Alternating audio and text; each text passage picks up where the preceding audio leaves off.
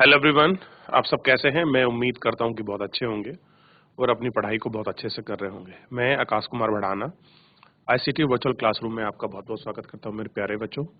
जैसा आपको पता है कि हमारी 12th क्लास है और इसी 12th क्लास के अंतर्गत हम लोग आपका देख रहे हैं पॉलिटिकल साइंस। और पॉलिटिकल साइंस में हम चैप्टर नंबर 5 को पढ़ रहे थे। बहुत अच्छे से गौर कर हम कांग्रेस के अंतर्गत जो अंदरूनी उठक-पटक चल रही थी उसी पर हम लोग बात कर रहे थे। देखिए, ये वो दौर है जब कांग्रेस आपके सत्ता में बनी हुई है आजादी के बाद से। क्लियर है? तो उसमें कितने नेता हो रहे हैं, कैसा परिवर्तन हो रहा है और कांग्रेस के अंदर से ही कैसे आपके दल बन रहे हैं, उन दल बनने का जो क्रम है उन सभी पर हम लोग एक एक करके गौर करके बहुत अच्छे से जो है आपका बात कर रहे हैं मेरे प्यारे बच्चों। क्लियर है? तो उस क्रम को हम लोग सीख रहे हैं तो और समझ रहे हैं और आप इसको रखते हैं तो एक आपको पिछली पृष्ठभूमि भी आपके मस्तिष्क में रहेगी और भारतीय राजनीति को समझने में और आपको सरलता होगी और पुराने परिप्रेक्ष्य के माध्यम से ही आप वर्तमान और भविष्य की आने वाली चुनौतियों का भी अंदाजा लगा सकते हैं। ठीक है मेरे बच्चों, तो हम चलते हैं सीधा अभी फिलहाल डिजिटल बोर्ड की तरफ। कल जो हम लोग आपका बीपी गिरी वगैरह कांग्रेस की इन सारी चीजों को हम लोग आपका बहुत अच्छे से गौर करके काफी हद तक हम लोग देख पाए थे। आज हम बेसिकली जो इसमें बात करेंगे 1971 का चुनाव और कांग्रेस का पुनर्स्थापन। हमें यहाँ से इसको देखना है और इसको देखकर हम लोगों को आपका गौर करके जो है बहुत अच्छे से बात करनी है कि 1971 में चुनाव हुए और कैसे कांग्रेस का पुनर्स्थापन हुआ। इसके विषय में हम लोगों को गौर करके एक एक चीजों को सारी चीजों को बहुत अच्छे से आपका देखना है। देखिए,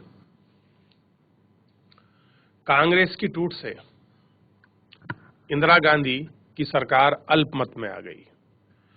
बहरहाल डीएमके और भारतीय कम्युनिस्ट पार्टी समेत कुछ दलों से बहुमत प्राप्त मुद्दा समर्थन पर इंदिरा गांधी की सत्ता सरकार में बनी रही। अब देखिए, कांग्रेस में जब आपसी टूट हुई तो टूट हुई मतलब अल्पमत, यानी कि जितना आपको लोकसभा का सदस्य बनने के लिए, आपको जितना अपना बहुमत सिद्ध करने के लिए जितनी चीजों की आपको जरूरत होती है वो उतना नहीं रहा। तो उस समय तमिलनाडु की जो पार्टी थी डीएमके और भारतीय कम्युनिस्ट पार्टी, ये दो पार्टी क्या करती हैं, इनको समर्थन करती हैं और समर्थन करने के बाद क्या होता है, ध्यान दें, ये अपना दल प्राप्त कर लेती है। समर्थन के पर बल पर इंदिरा गांधी की सत्ता बनी रही। इस अरसे के दौरान कांग्रेस के सचेत रूप से अपनी छवि को समाजवाद के रंग में पेश किया कि अब क्या था, अब कांग्रेस अपनी छवि बदलना चाह रही थी और क्या कर रही थी, समाजवाद के रंग के रूप में पेश किया। इसी दौर में इंदिरा गांधी ने भूमि सुधार के मौजूद कानून के आपके क्रियान्वयन के लिए जबरदस्त अभियान चलाया। क्या करा आपके इंदिरा गांधी ने, भूमि सुधार जो आंदोलन है इसका एक बहुत जबरदस्त जो था अभियान चलाया। उन्होंने भू परिसमन के कुछ कानून बनाए रखे, दूसरे राजनीतिक दलों पर अपनी निर्भरता समाप्त करने, संसद में अपनी पार्टी की स्थिति मजबूत करने और अपने क्रियान्वयन कार्यक्रमों के पक्ष पर जनादेश हासिल करने पर गरज से इंदिरा गांधी की सरकार ने 1970 के दिसंबर में लोकसभा भंग करने की सिफारिश कर दी। अब क्या करा कि सरकार के ऊपर जब अपनी चीजों को मजबूत किया, इन सबको किया और लिख दिया कि हम 1970 में क्या करेंगे, अपनी लोकसभा को भंग करेंगे। यह भी एक आश्चर्यजनक और असहित पावक कदम था। लोकसभा के 5वें चुनाव 1971 फरवरी माह में हुए, यानी कि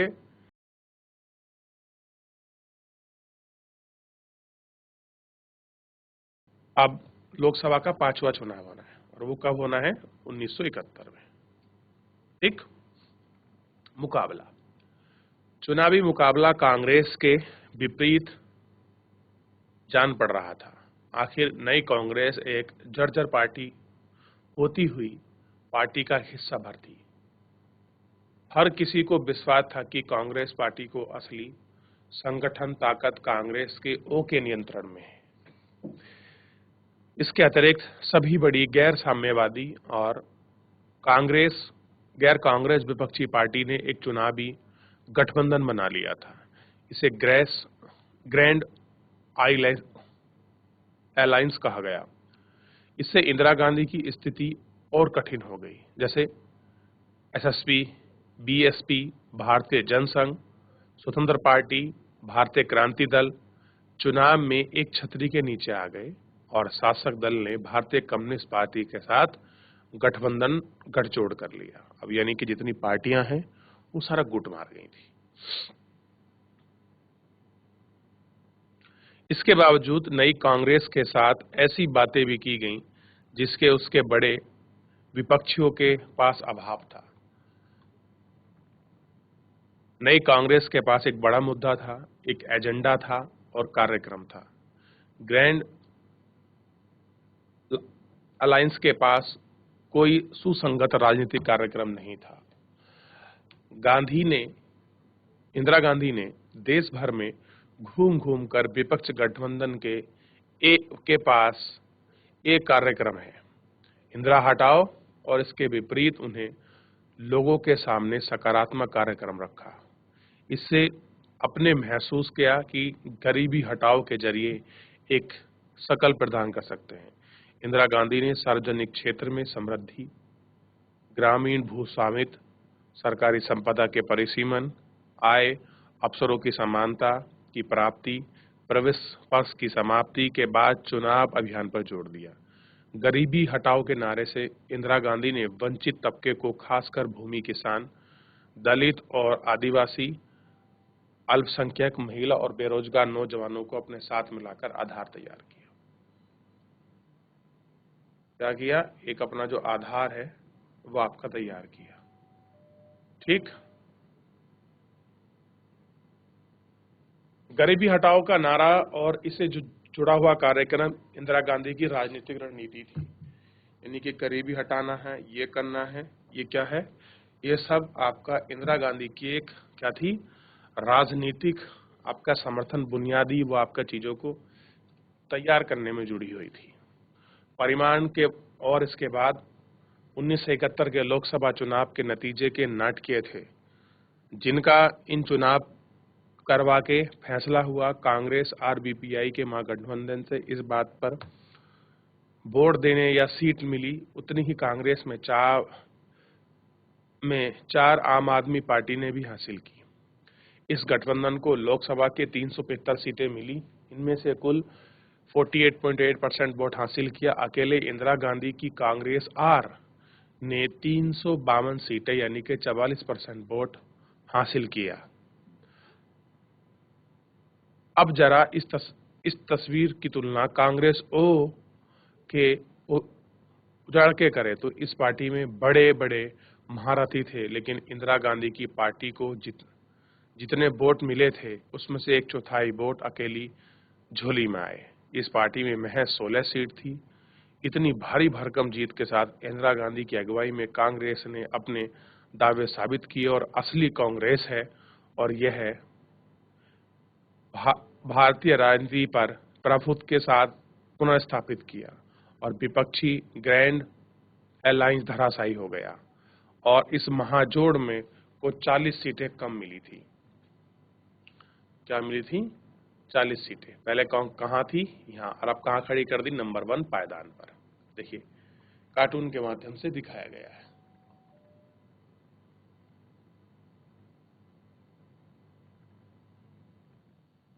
उन्नीस सौ 71 के लोकसभा चुनाव के तुरंत बाद पूर्वी पाकिस्तान यानी कि अब बांग्लादेश में एक बड़ा राजनीतिक और सैन्य संकट खड़ा हुआ। चौथे अध्याय में आप पढ़ेंगे कि 1971 के चुनाव के बाद पूर्व पाकिस्तान में संकट पैदा हुआ और भारत पाकिस्तान के बीच युद्ध छिड़ गया।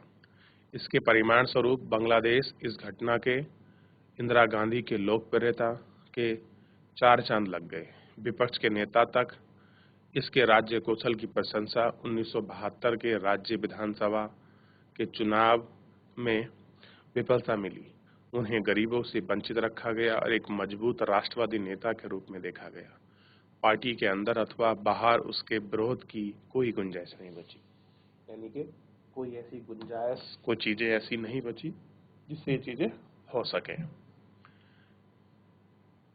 कांग्रेस लोकसभा के चुनाव में जीती थी, राज्य स्तर पर के चुनाव में हुए इन दोनों लगातार जीत के साथ कांग्रेस का दबदबा एक बार फिर कायम हुआ। कांग्रेस अब लगभग सभी राज्यों में सत्ता में थी। समाज के विभिन्न वर्गों में लोकप्रियता भी थी। महज 4 साल की अवधि में इंदिरा गांधी ने अपने नेतृत्व और कांग्रेस पार्टी के प्रभुत्व के सामने खड़ी चुनौती को धूल चटा दिया। यानी कि क्या कर दिया? धूल चटा दिया। यानी कि खुद क्या हो गई? वहां सुपरविजन होगी। अब देखिए, इतने नेता दिखाई दे रहे हैं या किसी का सर नहीं दिखाई दे रहा, केवल इंदिरा गांधी के हाथ में सबकी कठपुतली दिखाई दे रही। तो मुख्यमंत्री चुनने के लिए इंदिरा गांधी की शैली का चित्रकूटक, यानी कि किसको मुख्यमंत्री बनाया जाए, खुद अपने आप में देख रही है। देखिए, तो अभी कैसे कांग्रेस अपने आप को पुनर्स्थापित कर रही है, इस पर थोड़ा सा आप अपने चैप्टर के माध्यम से थोड़ा पढ़ सकते हैं, थोड़ा इस पर विचार कर सकते हैं और इसको देख भी सकते हैं कि क्या चीज है, किस तरह से ये है।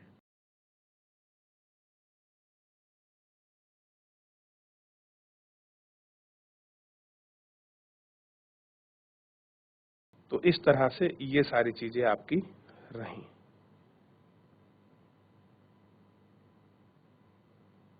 याद रहेगा? चलिए आगे देखते हैं। कांग्रेस प्रणाली का पुनर्स्थापन, एक प्रश्न चिन्ह लगाया। क्या कांग्रेस जो प्रणाली थी पुनर्स्थापित हो गई थी?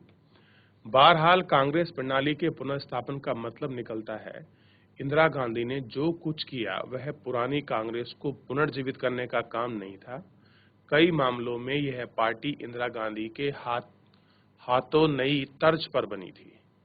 इस पार्टी की लोकप्रियता के लिहाज से वह स्थान प्राप्त किया था जो शुरुआती दौर में हासिल था। इसके लिए अलग किस्म की पार्टी था। यह पार्टी पूर्णतः अपने सर्वोच्च नेता की लोकप्रियता पर आश्रित थी। इसी पार्टी का संगठनात्मक ढांचा भी अपेक्षाकृत कमजोर था। इस कांग्रेस पार्टी के भीतर कई गुट नहीं थे, यानी अब वह विभिन्न मतों और हितों को एक साथ लेकर चलने वाली पार्टी नहीं थी।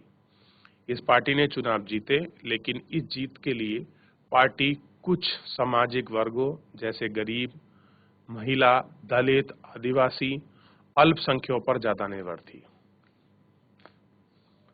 जो कांग्रेस उभर कर सामने आई वह एक नए दम की कांग्रेस थी। इंदिरा गांधी ने कांग्रेस प्रणाली को पुनः स्थापित करने पर जोर दिया, लेकिन कांग्रेस प्रणाली की प्रकृति को बदल दिया। कांग्रेस प्रणाली के भीतर तनाव, संघर्ष को परचम की क्षमता थी। कांग्रेस प्रणाली को इसी खासियत के कारण जाना जाता है, लेकिन नई कांग्रेस ज्यादा लोकप्रिय होने के बावजूद इस क्षमता से हीन थी।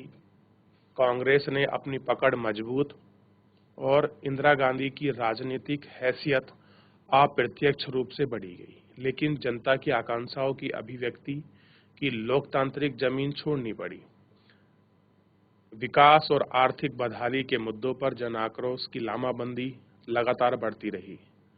अगले अध्याय में आप देखेंगे कि कैसे इन बातों से एक राजनीतिक संकट उभर गया, जिसने देश के संवैधानिक लोकतंत्र के अस्तित्व पर खतरा था वो आपका मंडराने लगा। यानी कि जो खतरा था वो आपका मंडरा रहा था।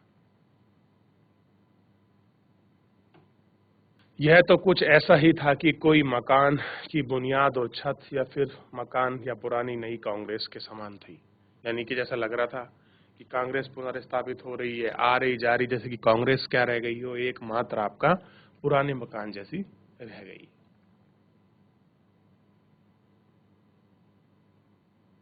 साइड में देखिए, जंजीर विजय एक नौजवान पुलिस अधिकारी है। वह गुंडागर्दी खत्म करना चाहता है, लेकिन उसे झूठे आरोप में जेल भेज दिया जाता है। जेल से बाहर आने के बाद विजय दोषियों से प्रतिशोध लेने की ठान लेता है।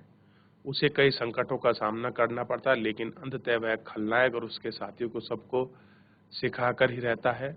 इस व्यवस्था के भीतर कई ऐसे लोग हैं जो विजय के को समाज विरोधी तत्व लड़ने में मदद बताते हैं।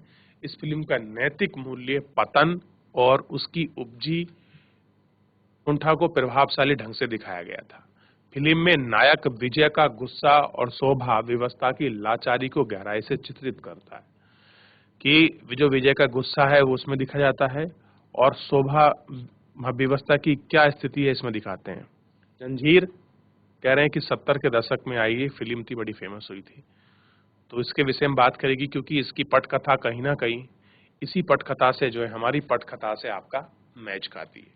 तो इस तरह से ये कांग्रेस के अंदर उठक पटक थी जिसको हम लोग आपका देख पाए। फिलहाल हम लोग सीधा जो है अब इसके क्वेश्चन का रुख कर लेते हैं। जिसके क्वेश्चन आंसर है उनको हम देखेंगे। क्वेश्चन आंसर से बढ़ने से पहले एक बार अगर किसी बच्चे का कोई डाउट है, कोई क्वेरी है, कुछ भी चीज है, तो आप मेरे प्यारे बच्चों आप मुझसे पूछ सकते हैं। कोई भी बच्चा किसी भी स्कूल से लाइव जुड़कर चैट के माध्यम से। चलिए, कुछ पूछना हो, जितना हमने इसमें पढ़ा है अभी तक, कुछ भी आपकी क्वेरी हो, कोई भी आपका प्रश्न हो, आप मुझसे पूछ लीजिए।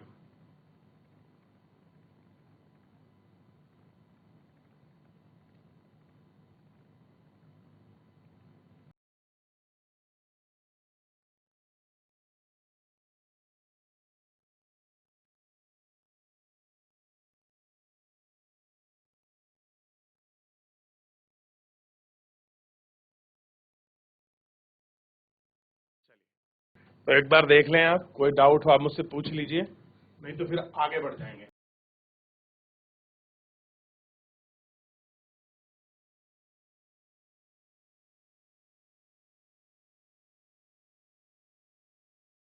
आप ध्यान रखिए, जो हमारा पहला क्वेश्चन है आप इसको ही ध्यान से पढ़िए और ध्यान से देख लीजिए। आप इसका पहला क्वेश्चन,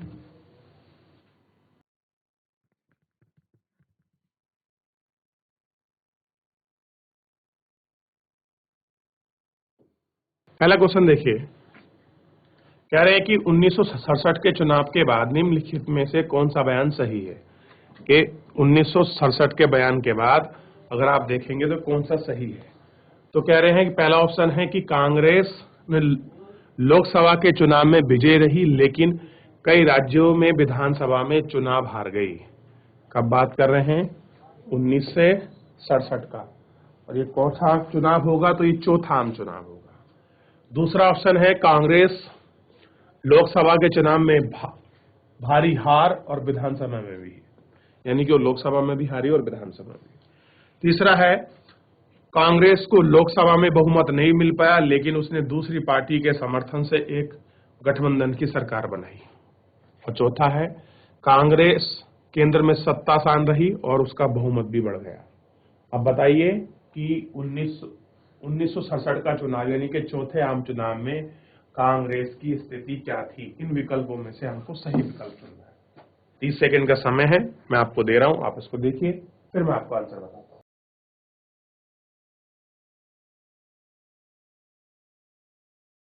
चलिए, इसका आंसर होगा ये, कांग्रेस केंद्र में सत्तासीन रही और उसका बहुमत भी बढ़ा। ये इसका आंसर। देख लिया, आगे बढ़ जाएं। चलिए, अब हमारे सामने रखा है एक ऑप्शन, बिल्कुल सीधा साधा, निम्नलिखित का मेल करें। क्या करना है हम लोगों को मेल करना है।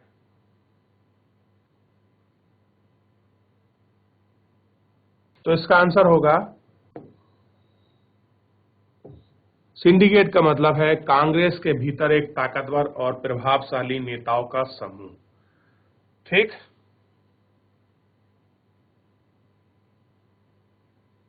और इसका होगा, देखिए, दल बदल। कोई निर्वाचित जनप्रतिनिधि जिस पार्टी से टिकट से जीता हो उसे पार्टी छोड़ने के अलावा दूसरी पार्टी में चला जाना, उसको दल बदल बोलते हैं। ठीक, नारा का मतलब क्या है? क्या होता है नारा? नारा होता है लोगों का ध्यान आकर्षित करने वाला मन भाव मुहावरा।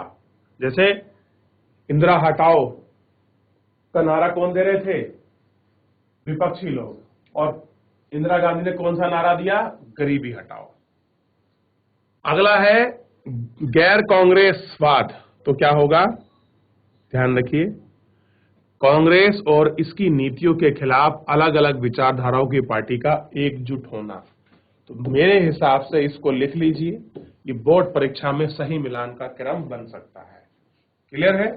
आप इसको अच्छे से कॉपी कर लें, इसको नोट डाउन कर लें, फिर हम बढ़ेंगे आगे की तरफ। ठीक? और जो आगे के ऑप्शन है उनको हम लोग देखते चलेंगे। चलिए अगले क्वेश्चन पर देखते हैं।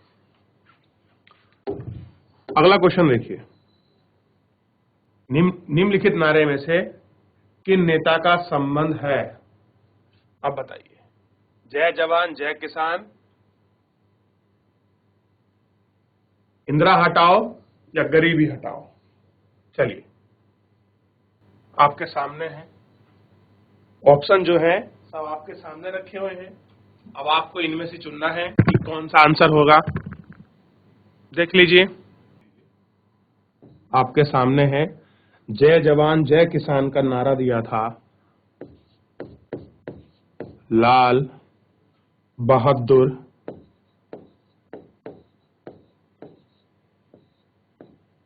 शास्त्री जी ने।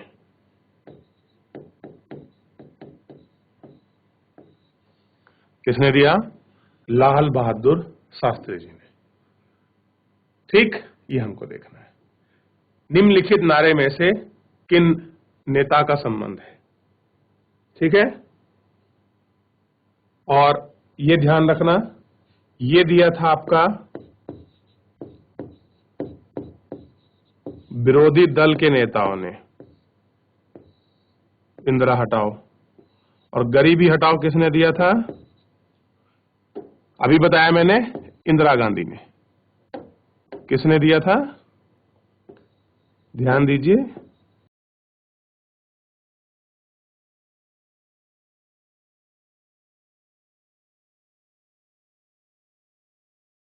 इंदिरा गांधी ने।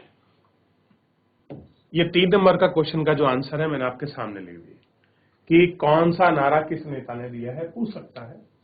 इसलिए मैंने जो आपके नेता थे उन नेताओं के नाम मैंने आपके सामने जो है वो लिख दिए हैं। आप इनको एक बार देख लीजिए, नोट कर लीजिए। ढूंढना चाहे ढूंढ सकते हैं, नोट करना चाहे नोट कर सकते हैं, लिखना चाहे लिख सकते हैं।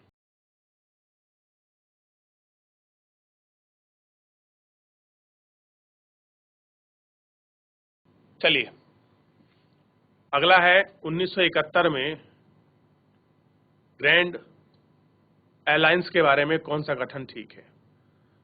किसने बनाया था ये वाला दल? ऑप्शन 3 आप जो है आपके सामने है। इसका गठबंधन गैर कम्युनिस्ट पार्टी और गैर कांग्रेसी ने किया। इसके पास स्पष्ट राजनीतिक विचारधारा थी। और इसका ये थोड़ा सा आप लोगों को इसमें से देखना है। बताइए क्या होगा इसका आंसर? तो इसका आंसर बिल्कुल साफ और क्लियर है। इसका आंसर पहला हो जाएगा। इस संगठन में गैर कम्युनिस्ट और गैर कांग्रेसी दल ने इकट्ठा होकर मिल गए थे। किसके लिए? 1971 के चुनाव में। तो इसको देख लीजिए। देख लिया बच्चों? चलिए अगले प्रश्न पर बढ़ते हैं। कह रहे हैं कि किस राजनीतिक दल को अपनी अंदरूनी मतभेद का समाधान किस साधन से करना चाहिए? यह कुछ समाधान के लिए 4 विकल्प दीजिए और उनके सामने उनके फायदों और उनके घाटों को लिखिए। अब क्या लिखना है? उनके फायदे और उनके घाटे को हमको लिखना है। चलिए तो बच्चों ये फायदे और घाटे को तो हम देखेंगे कल कि किस पार्टी का क्या घाटा था, क्या फायदा था। इसके विषय में हम लोग कल आपका बात करेंगे। ठीक, क्योंकि ये आपका नोट वाले क्वेश्चन, तो जो भी ऑप्शनल था वो मैं आज आपको इसमें कंप्लीट करा रहा हूं। ठीक, ये हमने इसमें देख लिया इतनी चीजों को। अब इससे आगे हम लोग जो है कल बढ़ेंगे। फिलहाल आप इसमें से चैप्टर में जितना हमने पढ़ा है, इसमें से किसी को डाउट है, कोई चीज आप पूछना चाहते हैं किसी भी प्रकार से, मेरे प्यारे बच्चों, कोई भी ऐसा क्वेश्चन है आप मुझसे पूछ सकते हैं। कोई भी बच्चा किसी भी स्कूल का।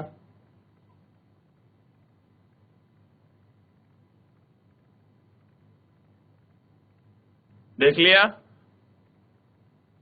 यहां तक कुछ पूछना है आपको? चलिए, तो इस तरह से हमने पूरे चुनाव को, कांग्रेस के अंदर उठक पटक को, कैसे नई नई राजनीतिक पार्टियां बनी, इन सभी को हम लोग गौर करके देख चुके हैं कि कांग्रेस की प्रणाली क्या थी, चुनौतियां क्या थी, और उन चुनौतियों पर उन्हें कैसे आपका पुनर्स्थापित किया।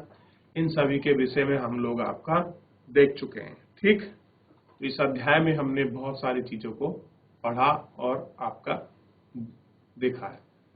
1 किलोमीटर, 9 किलोमीटर, 17 किलोमीटर और 22 किलोमीटर, ये कार्टून है। इसको समझ आ जाए तो मुझे बता देना बच्चों, नहीं तो फिर मैं आप।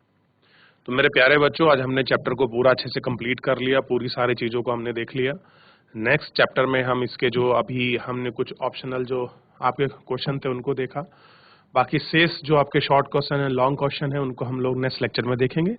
फिलहाल आज के लिए इतना ही, धन्यवाद।